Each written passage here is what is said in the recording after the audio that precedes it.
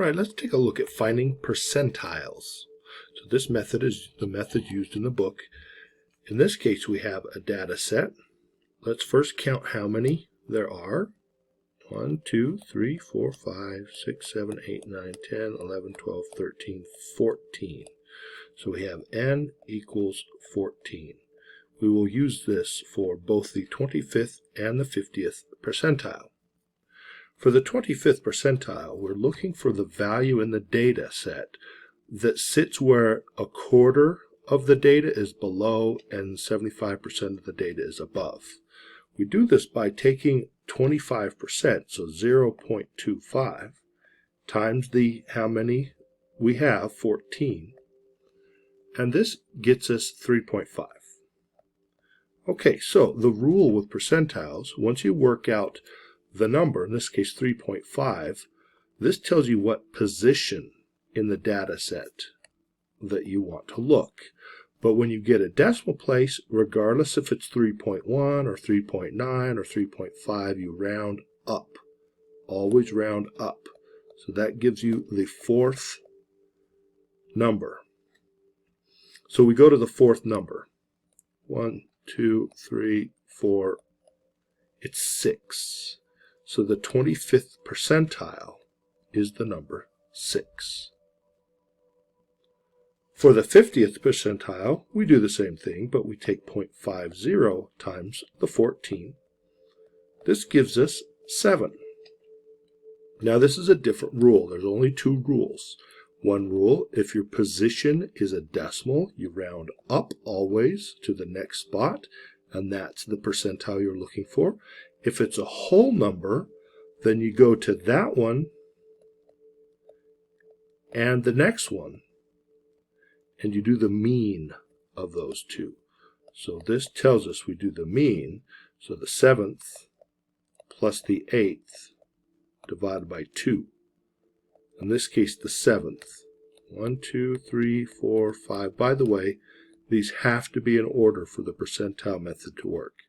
The 7th and the 8th, we're looking at 12, 11, and 12. And you might be able to see 11.5 is right in the middle, but we know how to do the mean, so practice that. That gives us 11.5. That would be the value that's at the 50th percentile. So the number 11.5, half of the numbers are below it. That would be 7. And half of the numbers are above it. 7. That's in the 50th percentile. Okay, below this we have a frequency table. Similar, but we add all the frequency numbers to get n. So this is a new set of data. So if we add all those up, let's take a look at that sum. There we go. So we have 5, and 2, and 3, and no 0 needed, and 3, and 6, 19. So what we get for this problem is n equals 19. Again, that's the 5 plus the 2 plus the 3 plus the 0 plus the 3 plus the 6.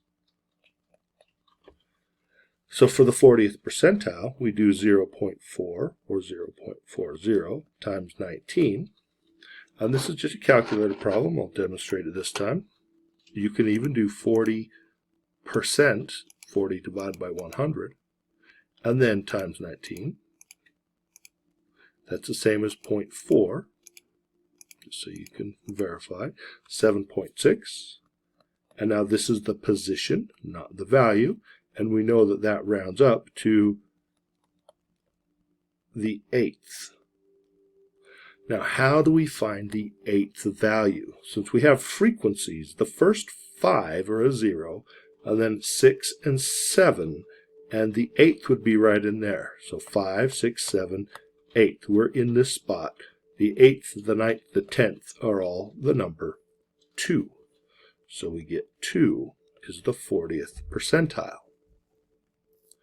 The 75th percentile, 0.75 times 19. We work that out, and we get 14.25. again, a decimal. We round this up, and we go to the 15th. All right, let's count. 5, 6, 7, 8, 9, 10, 10, 11, 12, 13, 14, 15. We're in that region. So we're in where the score is 5. So the 75th percentile is the score, 5. All right, go ahead and pause the video while you try the problems on the right. What you should get is n equals 10, and the 25th percentile is 4. The 50th percentile is 9. For the bottom one, n equals 17. The 40th percentile is 1, and the 75th percentile is 4. All right, I hope this helps.